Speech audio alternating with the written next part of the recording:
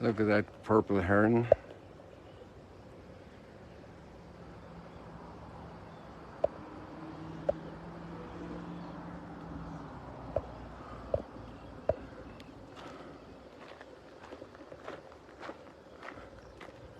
And purple flowers.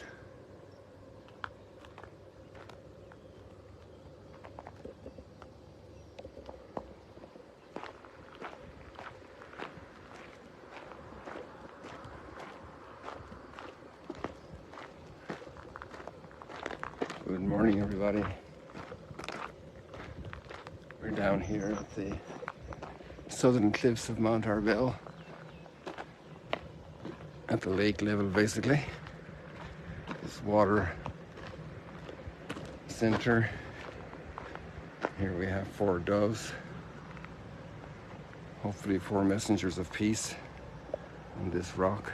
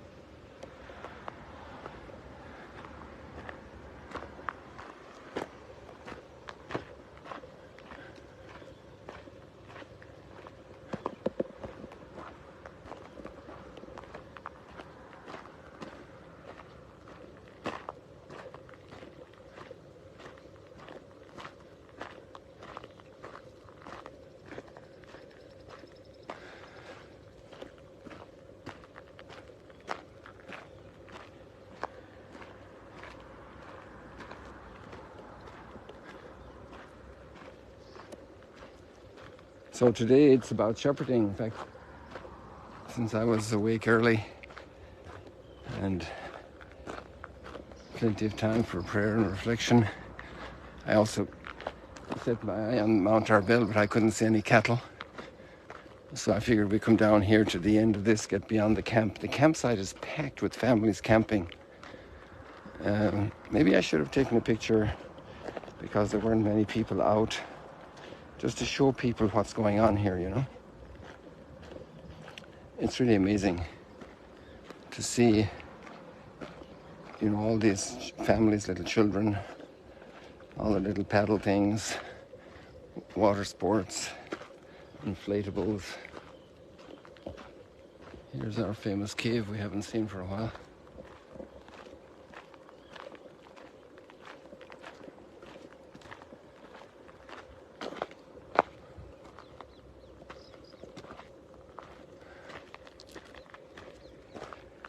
Some people from Germany were asking me to do a video. They're coming in September, or maybe it's October, but they're planning and people are signing up to come. And that's very encouraging. Maybe people have a sense that there's resolution around the corner of all the issues here.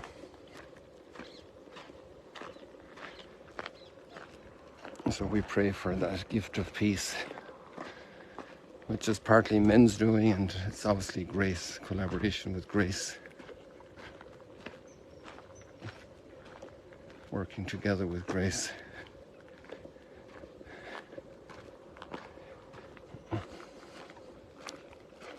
The readings today give a lot of food for thought, and especially if we're in a certain mindset, which is very much of our world, about efficiency and fairness, productivity. Those are big words and important words in current vocabulary. Maybe they always were.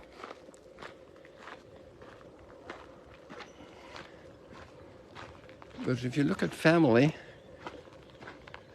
you see a different scheme of things. You see people wasting time on each other, spending time for each other. You think of families that, they're very busy doing lots of things, but then somebody gets sick, somebody has special need, and the family slows down. Maybe they cancel a vacation, maybe they use their savings to get the medical help, and they've used all their savings, 10 years of savings, and then they even mortgage the house.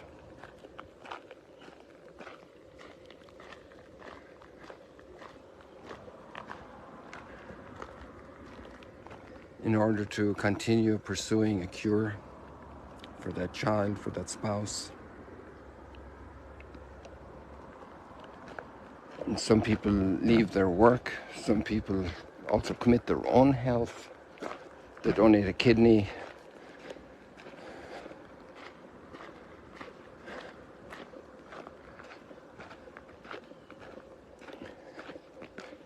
Because people come first.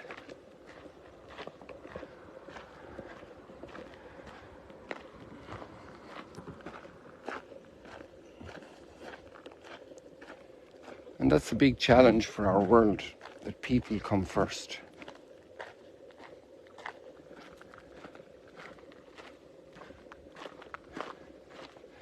And just in that line, there's a lot of the truth of the scriptures of Revelation. People come first. But then secular people can sense that also, because it's inside in our thinking and our sensitivity and our soul and our heart.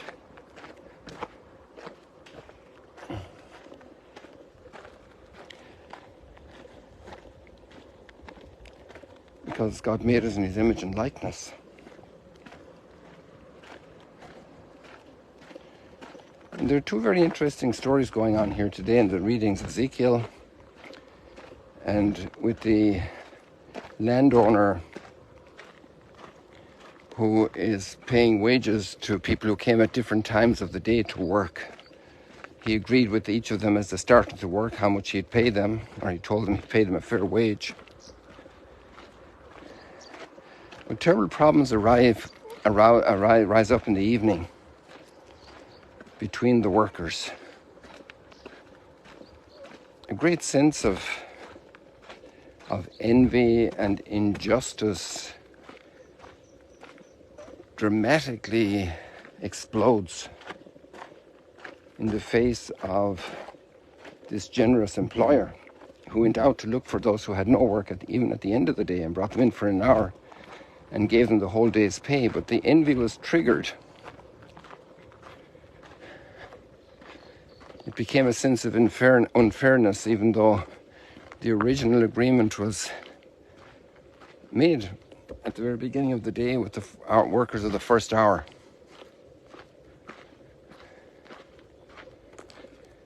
And it all becomes reduced to compensation, to material transaction, a relationship between people.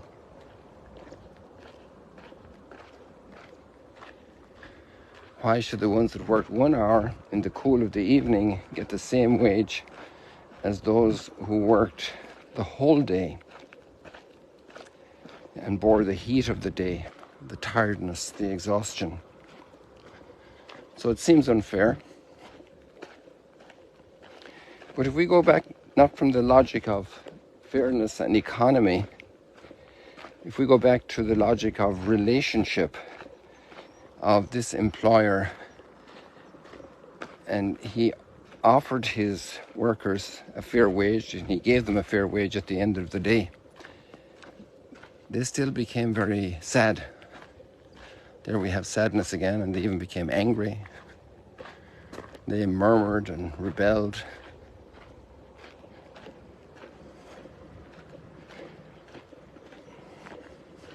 If we go to Ezekiel, we have quite a strong condemnation of the shepherds. Because the shepherds are supposed to be looking after people, but they were looking after their own well-being.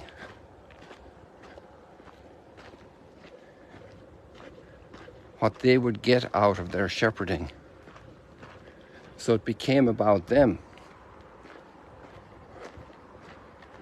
It became about comfort. It became about material rewards. Their whole life paradigms were reset materialistically. Whereas they were called to this incredible role of serving others. Why do spouses spend so much time together in the courtship period, in the engagement period, in the early years of marriage? But then they can also drift away. But you see the good spouses, they continue dedicating that time to each other because people come first above hobbies, above economic interests. And especially people like a marriage partner and a child, they have primary call on time and attention and affection and fun and conversation and just being together. People come first. And family should come first.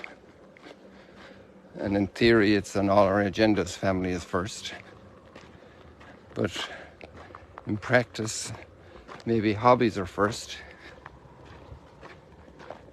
And everybody is shepherding, really, especially spouses of each other, parents for children. And then as children grow older, they're also shepherding their parents and their friends, their younger siblings. We're all into that. Not just the official formal shepherds, and obviously in the Old Testament language, shepherds were also very clearly the kings, those in authority. Teachers, coaches today have a huge role in leading people. So-called influencers, but the biggest influencers are parents and siblings. Not the ones that have 230,000 followers or 1.5 million followers or 15,000 followers. The ones that have the biggest influence are parents, friends. Friends are great influencers. A doctor can be an incredible influencer on people, on their decisions, their health, can help them to reflect. And imagine a doctor that was only concerned about the money he was getting for the patient's visit and not concerned about the health of the patient. That doctor would very soon lose most of his clients, most of his patients.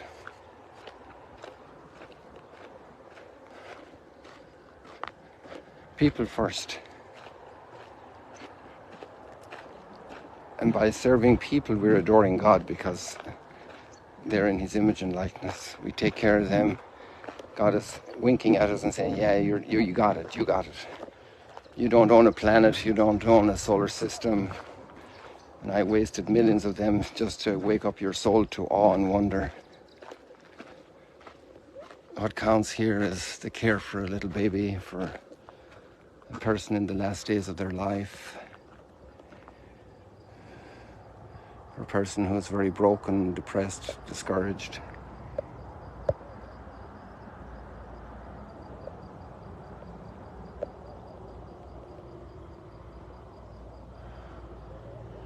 Helping each other to fly. See, even the birds are lined up there because that makes it easier for them to fly.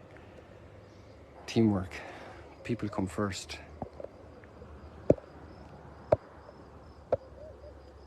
People, maybe I talked too long. God bless you. See you later, alligators. It's been a joy.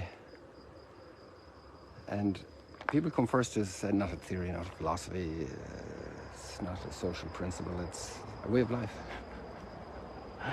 So just by living the way you are today in your family, a lot of people can pick up that they're first for you. God bless you.